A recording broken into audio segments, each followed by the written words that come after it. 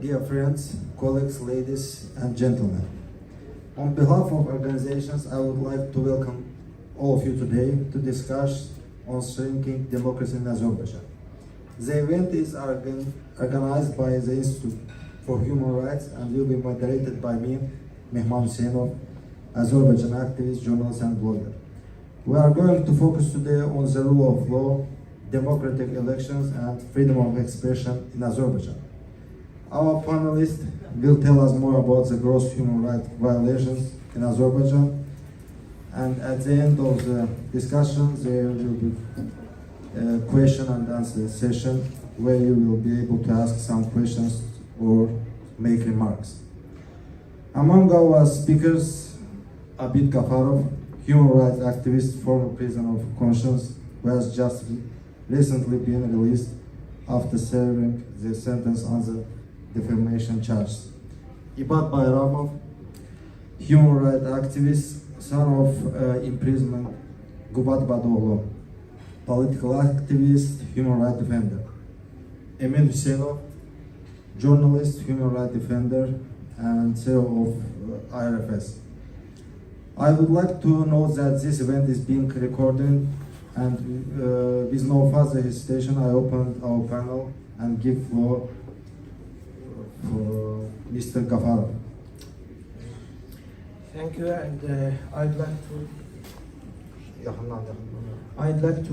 greet everyone and thank you for your participation. So, using the opportunity and sharing the situation around Azerbaijan and especially on the media, around the journalists and bloggers, and especially the crimes which is happening under the law. I mean the tortures during the investigations by police or prosecution officers. So this actually was the reason I was arrested. As a journalist and founder of Caspian Information Center, we started to concentrate on the tortures, and especially the big-scale tortures happened back in 2017, and hundreds, about 1,700 soldiers were subject to the tortures. So, and unfortunately, 9 people officially were killed on the tortures. And we started investigating this case alongside with other YouTube channels, other Freedom TV and Kim TV, which actually belongs to Caspian Information Center. And during our investigations, after we finding the people who were tortured or whose family member were killed under the tortures, and questioning them, interviewing them, and then publishing them on YouTube channel or the articles about it, we used to receive lots of threats in order to stop this investigation, not to go further, and especially before us, human rights defender Oktay Gulaliev, who was investigating this case, this crime. Actually, he had an accident, he was hit by a car, then he was in coma for 2 years, and now he's awake, but he cannot control himself. Anyway, we just kept going on the investigation, and every time when we found out new person who actually was subject to the tortures, actually it was horrifying. Only the big list of the tortures you cannot even imagine, just a couple of them, simple of them: removal of the finger and toe nails, and applying the electricity, removal the teeth and applying the electricity from there, or burning the plastic and pouring it on body, etc., etc. So believe me, this is like magazine according to what else we have in our list. So shortly, physical, mental and sexual tortures were applied to the soldiers, and for some of them even family members, female family members. But while we were successful in initiating a new investigation, because in 2018 there was investigation, but government declared that everything's done and dusted, but we found out new people who were tortured. Unfortunately, the high-ranking officials and generals who were organizing these tortures are still in freedom and in charge. Meanwhile, the people or journalists who are investigating actually were present. One of them was our journalist of Caspian Information Center, İlham Aslanoğlu, and he was actually arrested on fabricated defamation charges over and over again, and he's still in the prison. And imagine that he was arrested just one day before his son's wedding party, just to indicate that there is nothing important for the government. So it's not just this case. All our family members actually were subject to further persecution. 3 of my kids actually were fired from a private school just a couple of weeks before I was arrested. Or the director of the Caspian Information Center, Ramin Mammadov, one of his daughters actually was fired from work, and another one from university.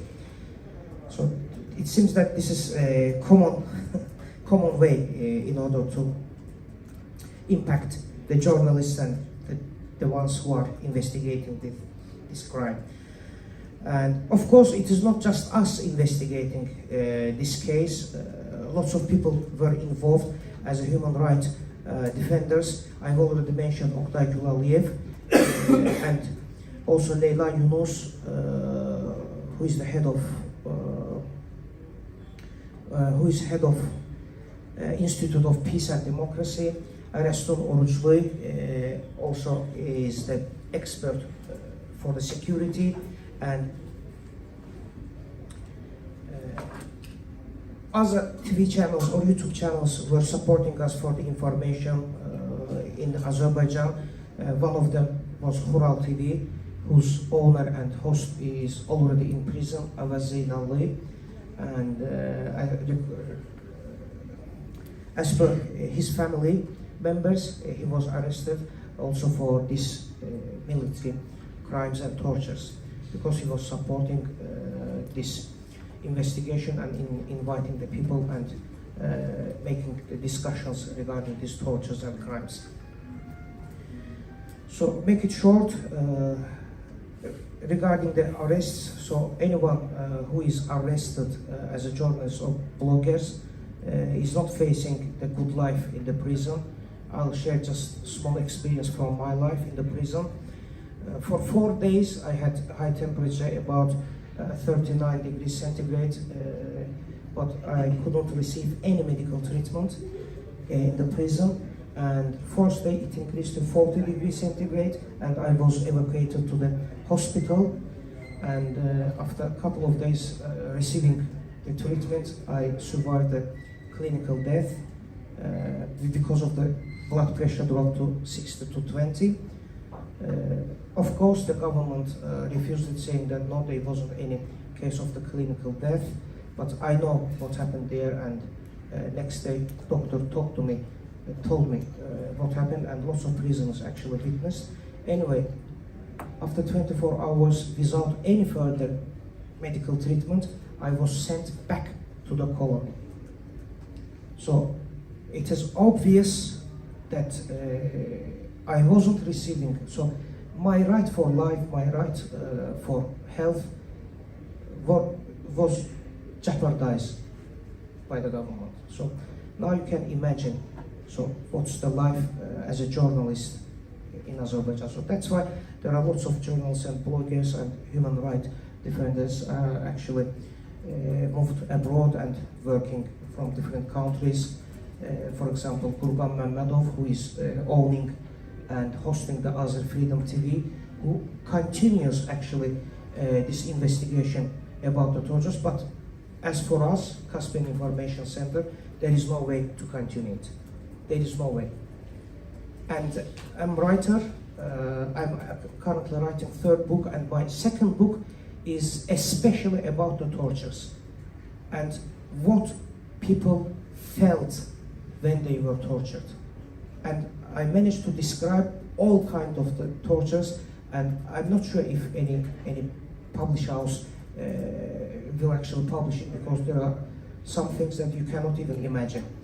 And by our government, I was warned that if this book is published, I'm going to be arrested again. So this is the situation. And unfortunately, at the moment, quite a number of journalists are in the prison, and I mentioned Azerbaijan, and he has issued his eyes, and it is more than a year he's in prison, and there is no any final statement on it, just on the investigation. And after numerous times of applying to the Human Rights Commissioner, or Ombudsman, as we call it, only recently representative of the Human Rights Commissioner office visited him, which is very frustrating. And I have never received anyone from the Human Rights Commissariat in the Azerbaijan. So, Voice of America, all the media actually announced that I survived the clinical death. Family members, my lawyers, public activists actually officially applied, saying that some of my vital rights, right for life and health, jeopardized, but I never received anyone. So still, I haven't received proper medical treatment, and I still have some problems in my right side of the body. So that's it. If you have any questions regarding what we discussed, quite big list actually of the journalists in prison: Azerbaijan, İlham Hasanoğlu, Polat Aslanov, Mahir Elekberov, Samir Ashurov, Afgan Khanaliyev, Camil Mehmedli, Nurlan Kahramanlı, and many more. And it seems that it will just keep continuing if there is no any intervention or international focus on the subject. Any questions? Thank you. I just want to say that talk about freedom of speech and press freedom, and talk about the real situation in Azerbaijan here in Warsaw is too dangerous, because last year our friend Bakhtiar Hajiev, who he's an activist, who was talked about the political prisoners, who was talked about the freedom of speech in Azerbaijan, and as soon as he get back to Azerbaijan, he was detained by the fake charge. Today he is in prison, and Mr. Gafarov, be careful, be careful. Now I want to give floor to son of Mr. Gubat Baloglu, and I would like to ask you to give us an update on the current health condition of your father, and more details describe the illegal detention of Mr. Gubat Baloglu. Thank you. I would like to talk about my father's fate, who has been unlawfully imprisoned in Azerbaijan since the July 23rd. Dr. Gubat is a renowned economics scholar and civil rights defender, who is also one School of Economics and Political Science visiting fellow. Instead of continuing his research on corruption, embezzlement, and money laundering, and teaching students at the university, Dr. Gubat is in detention center, waiting for his trial to be imprisoned up to 12 years. Dr. Gubat is punished as a government critic and for his further investigation of the elites' illegal assets abroad. Dr. Gubat is an advocate of sustainable development goals and human rights. Dr. Gubat has been in exile since 2015, but in the recent period, he has been assured especially by the Congos, that the government has changed their directions, and under the new reforms, the social activists won't see jail time once they come back to the country. Under this talk with the Congos, he came back to the country in the early July, and 20 days after after coming back to Azerbaijan, Dr. Ibadov and his wife were brutally arrested by the Azerbaijani police, who physically and psychologically abused them. They were kept separate with no access to lawyers for hours. Despite they released my mother, the psychological abuse that she saw from the Azerbaijan police still haunts her till this day. Azerbaijan government has used their media channels to publish propaganda about Dr. Ibadov, accusing him of being extremist religious, selling counterfeit money, planning to do coup d'etat in Azerbaijan, all nonsense allegations that have been echoed several times by the Azerbaijan government. The fake witness claimed that Dr. Gubat was preparing for protest in autumn in the court, despite the fact that Dr. Gubat was planning to travel to Germany, Dresden, to start his research program at the Dresden University of Technology at the end of August. All our requests for house arrest are denied without justification by the local courts. Our main concern about Dr. Gubat is his health conditions. He suffers from high diabetes, heart disease, hypertension, and kidney diseases, and must be under the strict diet and doctor examination. His health is deteriorating rapidly. He has developed a dysfunction in his left heart, and further dilution of the aorta vein in his heart might lead to the heart attack. This is why European Court of Human Rights have decided on the Rule 39 on 20th of September that Dr. Gubat must have the access to adequate medical examination and adequate treatment, and if needed, he must be read to the hospital for surgery at early stage. And apart from that, European Parliament has adopted an early resolution on the 14th of September 2023 demanding Dr. Ibadov's unconditional release.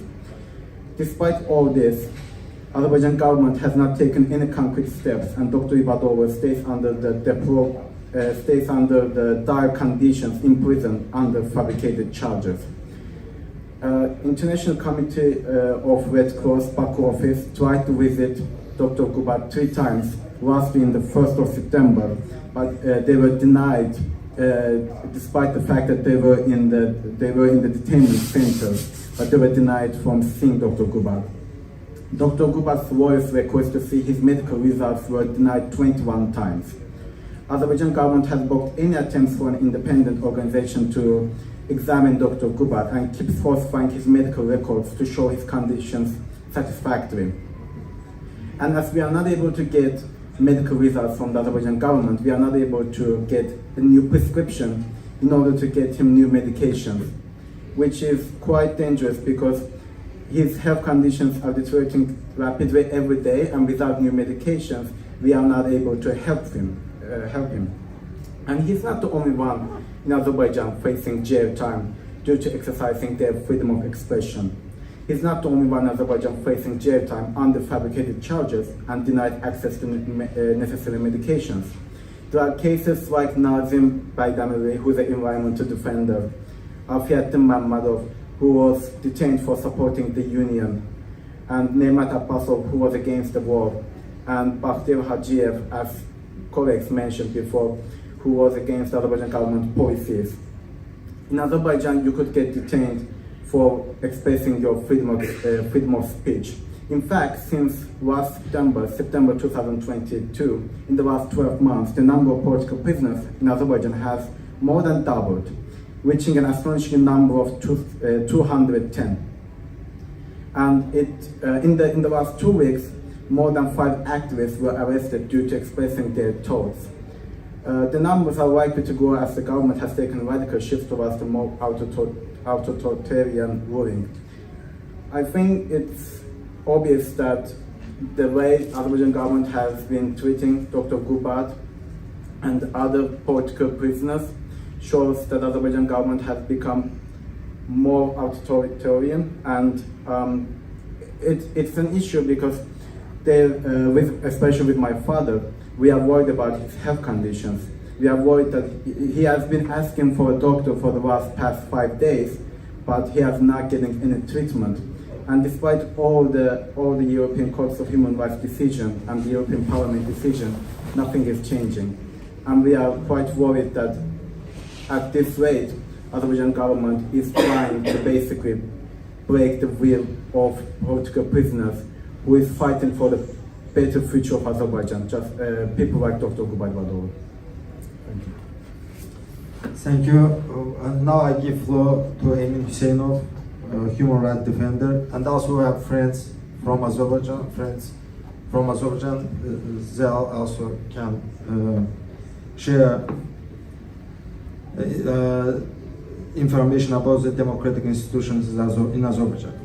So, Emin, can you please share with us what's the problems of democratic institutions in Azerbaijan? First of all, I would like to remind for it's almost 30 years, same ruling occupy democracy in Azerbaijan. The first 10 years from 2000, from 93 until 2003, its father, Heydar Aliyev, who is the former head of the Soviet Republic from 1969 until 89. And after 2 or 3 years, like short real independence, we have the same ruling power, which is like change themselves and declare as like Democrats. And from 1993 until 2003, Heydar Aliyev promoted his son as like first prime minister, member of parliament, and delivered his power as like exactly the same scenario what's happened in Syria when Assad father delivered ruling power to his son. Same scenario, and last 20 years from 2003 until today, we have President Aliyev, who triple times changed constitutions since our membership in the Council of Europe and violate our strong obligation, not commitments, in front of the Council of Europe.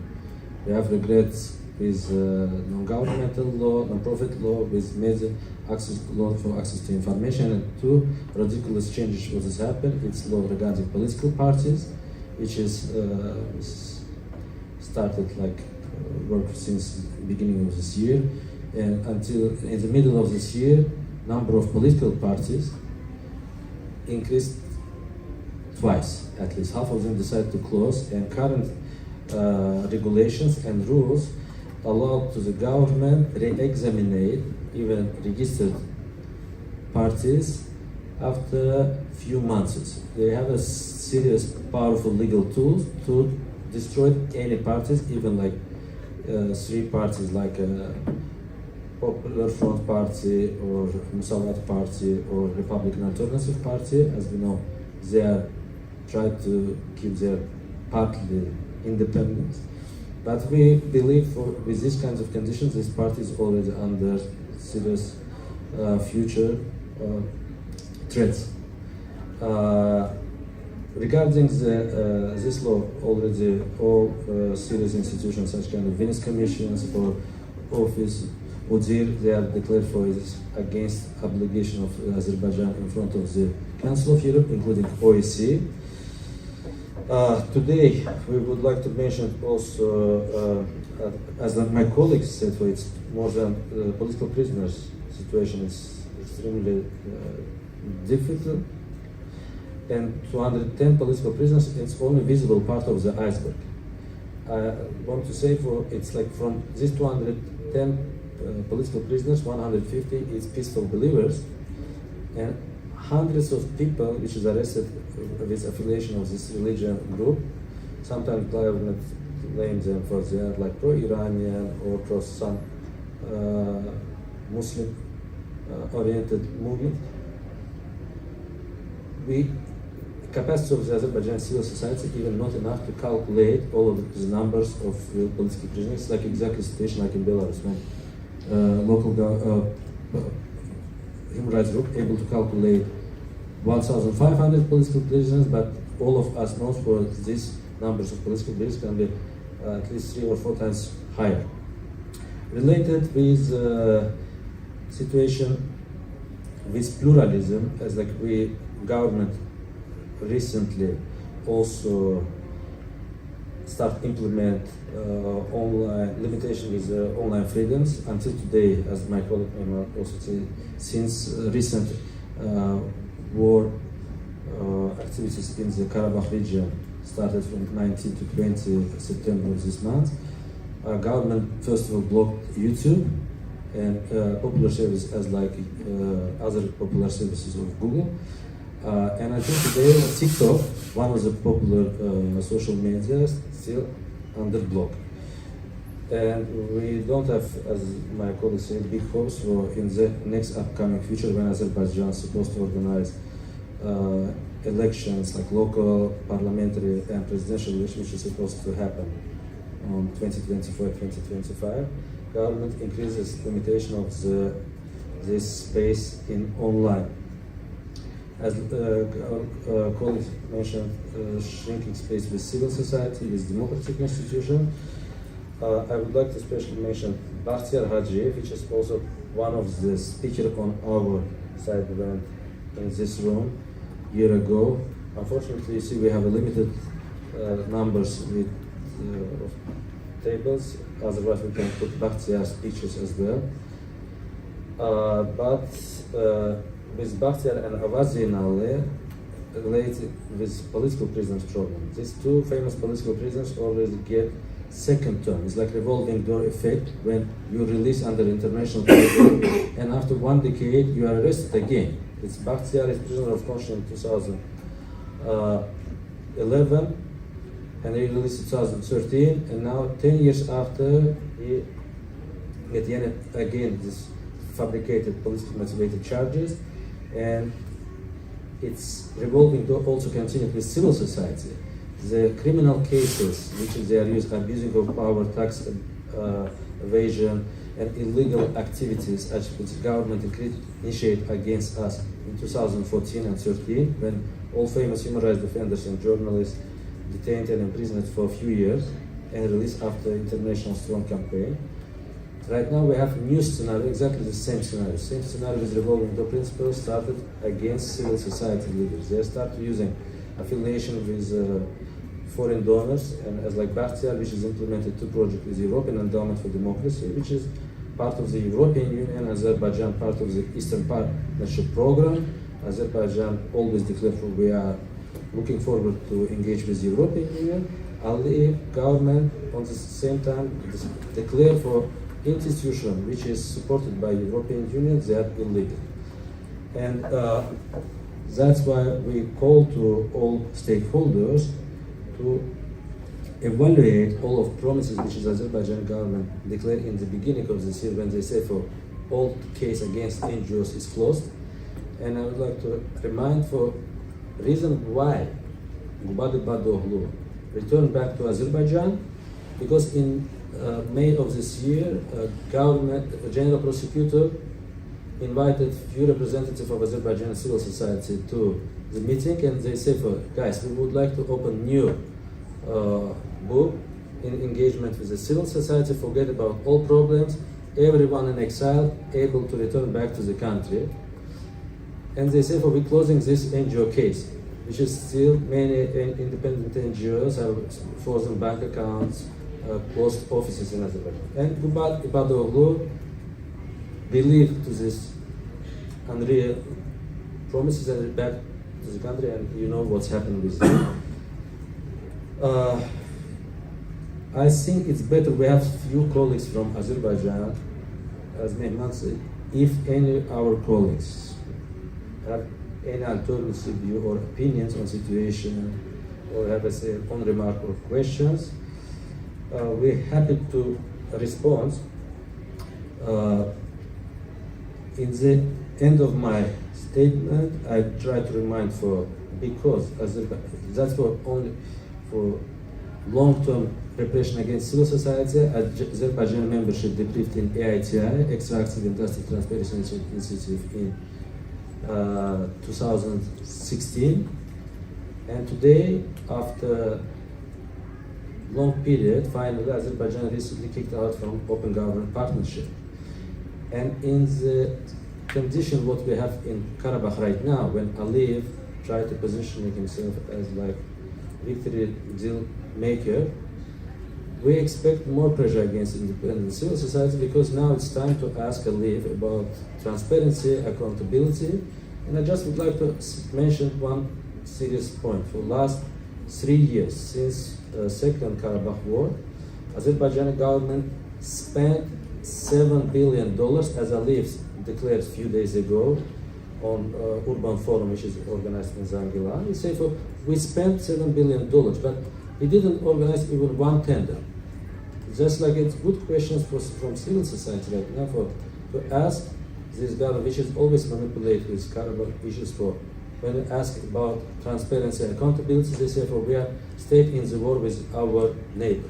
That's why we can't declare everything. But now, we hope in the future we have a sustainable and long-term peace. And anyone, we are afraid for everyone because it's like logically to ask right now government to be more transparent and accountable, to create more good governance, as like Bakhtiar Rajev or other politics, Gubat Badoglu asked to do from Azerbaijan government. And we are afraid for anyone who continue to repeat these questions about good governance, accountability, transparency, receive more threats. And we call to our international partners, to like-minded states, to European Union, UK, US, Canada, and other democratic states for closely observe what's happened with independent civil society and increase support to limited independent voices inside the country, and also support independent civil society voices in exile, and promote same support what they're doing in relations, how they support civil society, Russian civil society in exile, and how they support Belarusian civil society in exile. Because we have sometimes double standard, because our oil and gas, for example, European Union, they're not very happy about they even don't make a call on program. Imagine 6 countries which is members of the Eastern Partnership program, and Azerbaijan, Georgia, Armenia, Moldova, and Ukraine, and Belarus. And if we calculate all public calls, which is announced by European Commission, which is biggest donor, it's uncomparable small percentage to public calls on Azerbaijan. And we say for guys, at least we understand for it's difficult for European Union even operate in Belarus when 99% of the civil society decide to live in exile. Could you please at least think about alternative? And since Azerbaijan member of the Eastern Partnership program, and Azerbaijan recently 2 years ago joined a very famous new established European political community, which is in the future supposed to replace OEC. We call to European partners to push to Aliyev and call him to release all our imprisoned colleagues, give all civil freedoms in Azerbaijan, and recover all our rights according to European Convention for Human Rights. Because we are part of the Council of Europe, we have highest human rights and democracy standard according to European Convention for Human Rights. But what unfortunately we see, since we get membership, every year since our 22 years membership in the Council of Europe, we have lack of the opportunities which is we have even 20 years ago. I'm finished my statement. Thanks a lot, and I'm sorry for a little bit pessimistic. Yeah. As I said, there's a lot of friends from civil society of Azerbaijan, and I will give floor for them. And now it's interesting for me, so I want to give a question to Emin, who is living abroad, and to Mr. Gafarov, who is inside Azerbaijan. So always when we are talking about the human rights situation and political prisoners in Azerbaijan, the ruling regime always says that now our main problem is Karabakh. Let's focus on Karabakh problem.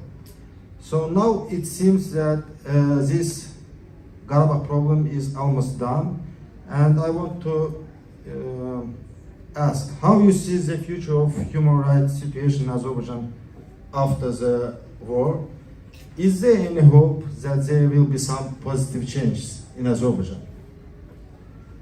Unfortunately, until peaceful agreement didn't sign between Armenia and Azerbaijan, in fact, war is not finished. It's like one of the parts declared for we have solved the problem, which is Azerbaijan. And we will see what's happened in next upcoming days in Granada, when the European political community invited also Pashinyan and Erdogan and also Aliyev, this head of the state will be there. And also we might also another situation in Armenia, when today Armenia ratified Roma status, which is their accept jurisdiction of International Court for Human Rights, which is make a special order under Putin. And maybe this reason will be give some kind of new situation when Russia tried to destabilize the political situation in Armenia, and they tried to operate with the regional power to make some kind of provocation in the region. Until this problem until today is not solved, but we hope in the future Armenian, Azerbaijanis, Georgians, we will live in the same region, we will live in the long-term peace. But unfortunately, today we didn't see solutions, and even like, I'm always saying for Azerbaijan, if we want to live in an inclusive community, we need to respect, first of all, civil rights. And sometimes probably the people will be able to provide the volunteers. As you say, for Azerbaijan, it's a huge prison, 10 million prisoners. When Azerbaijan released, sometimes I have one friend, famous journalist, Mehman Ali, head of the Turan News Agency, and I'm asking for, you are one of the respectful men in Azerbaijani history, what's happened? And you will never believe when you are arrested. He arrested like a few years ago. He's under international prison release. He said, you know, man, it's nothing different. It's like prison is a small prison, and many of my colleagues, like brave colleagues in Azerbaijan, they say, for no matter in Azerbaijan, even you live inside this big prison, until we not implement our civil rights in Azerbaijan, it's difficult to respond to your questions. But let's ask people maybe. Abid, the same question is to you. How you see the future of human rights situation in Azerbaijan? Thank you, but I think that I will be even more pessimistic because at the moment we have several human rights activists and human rights defenders and politicians, journalists. They are actually detained, but there is no final charge from the court. For example, Avaz Zeynalli is more than 1 year under investigation. Bakhtiyar Rajiyev, more than 10 or 9 months, but not even one court, one meeting for the court occurred. And after Karabakh is finished and we freed our occupied territory, and after the president gathered the very high rating within the country, now he can very easily charge them for 10, 12, 8, 15 years easily. This was all of the, and manipulating that, with the people saying that Europe is bad, France is bad, United States bad, they are envy because, have a look, France was fighting Great Britain for 116 years, but we managed to push our occupied enemies for 44 days, long live the king. So this is what I think will happen. And regarding another subject that which Emin mentioned, if you are wearing a beard and you are a socially active person, government can easily get you into the prison by calling you Iranian spy, because we don't have very good relationship with Iran. So, or put you in jail as a drug dealer. And lots of people are in the jail, arrested, religious people, just peaceful religious people, but they don't want to see that kind of country. The soldiers are raped, tortured, killed. The bright people, like writers or poets, are in prison, jailed, killed, and they are protesting. There are 15 minutes. Okay, They are protesting and in social media. So more than maybe 1,000 of people arrested as a drug dealer. They're religious, but most of their families been threatened not to socialize it, otherwise we will put him into the jail for 12 years. If you keep silence, 5 years. If you just dare to talk about it, 12 years.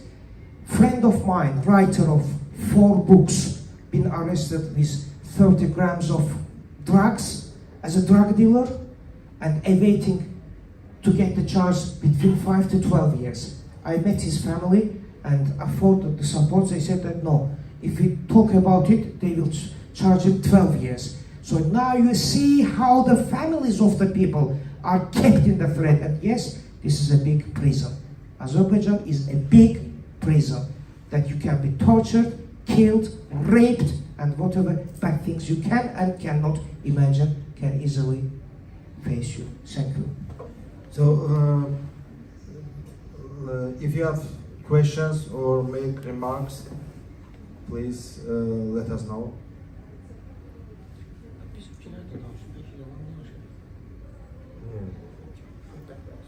No questions, I can add one thing response.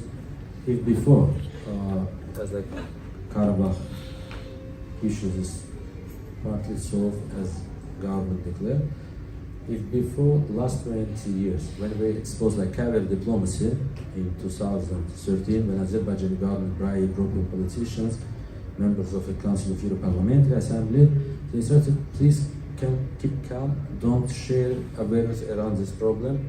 We bribed these politicians because they tried to strong Armenian lobby against Azerbaijan. We tried to bribe them. They use our short way to buy their loyalties, which is for us is absolutely not true. They bribe politicians for get positive statements and to extend legitimacy of Aliyev regime in Azerbaijan.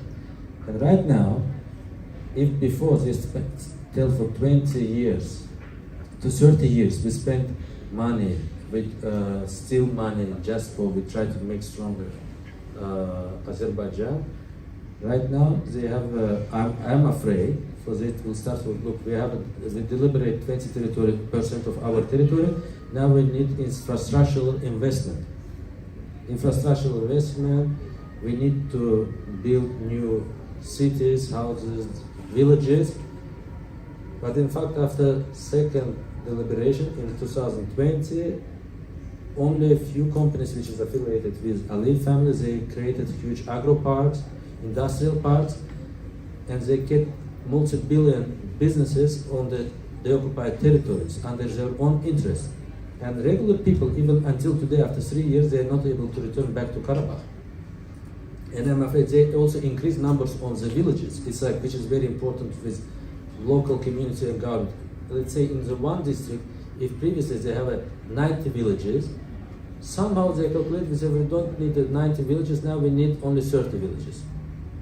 But 6 territory of the 60 villages, they try to privatize, using them for their mining companies, for their agricultural companies, and it's good opportunities, I think. And again, we need to ask more accountability.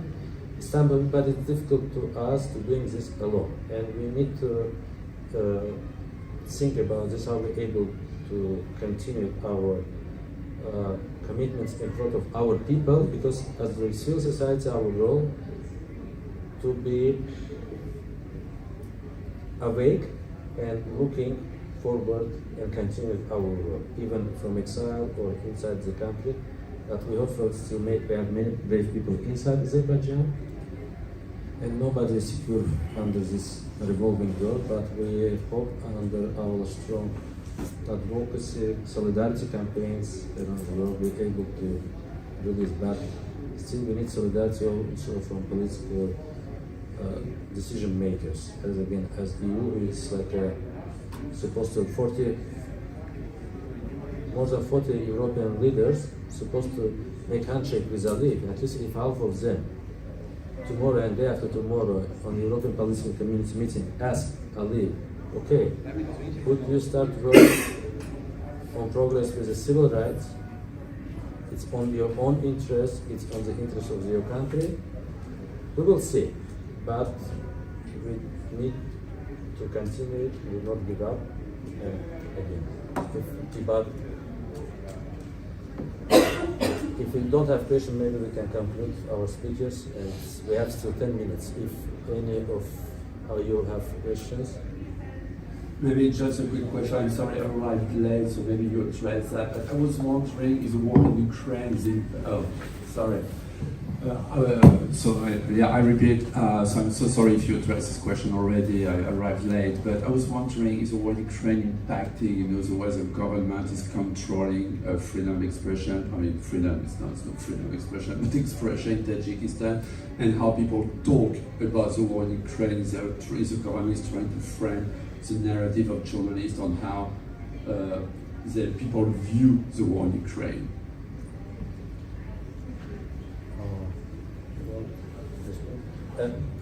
Azerbaijan. Yeah, I'm Azerbaijan. Yeah. Yeah, of course. And can you please introduce yourself? Yeah, sorry. I'm Sebastian Piros. I'm the director of Central Japan, George Washington University. Thank you.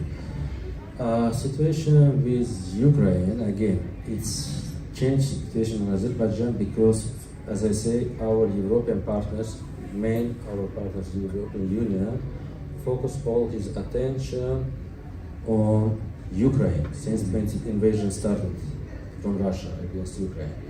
And before Ukraine, we have another issues with when Belarus have a brave like story in 2020. Imagine, again, all EU who's supposed to also support Azerbaijan program, they say, well, let us focus on Belarus in 2020. After 2022, we have situation with Ukraine, and again, lack of attention, and first of all, how this affected to all situation with civil rhythms. EU start to be more dependent from oil and gas because sanctions, and even it's peanuts compared with Russian gas export. Azerbaijan provide like only in very good scenario 2% of all European gas market needs. Imagine, it's uncomparable with Russia. But even for this 2%, EU officials start to give credits to Aliyev, to make handshakes. Ursula von der Leyen, after war started, she make a visit to Azerbaijan last summer. And usually when Azerbaijan get this kind of high-level meeting, visits, for the previous all EU Commission, President of the European Commission always meet with civil society leaders. We have in our experience that she came, she had only 3 hours meetings with Aliyev, signed MOU on gas, increasing gas export, and right now we have she criticized by European Parliament why you didn't deny to meet with the civil society, apologize. That's what it's like, clear example. If our European leadership supposed to play with Aliyev and ignores the civil society. But we always try to remind them, we are European lawmakers, for guys, we are still here, we're looking forward, and we try to shoulder with European nations, defend democracy, European democracy, and we want to be part of Europe. But sometimes, even under strong pressure, Azerbaijani civil society continue bravely defend democracy. Some European bureaucrats, under situation with what's happened after Ukraine, decide to compromise with authoritarian or totalitarian leader Aliyev. Thank you very much for attending our meeting. Thank you very much. Any Do you have questions? any questions? No. No. Thank you very much.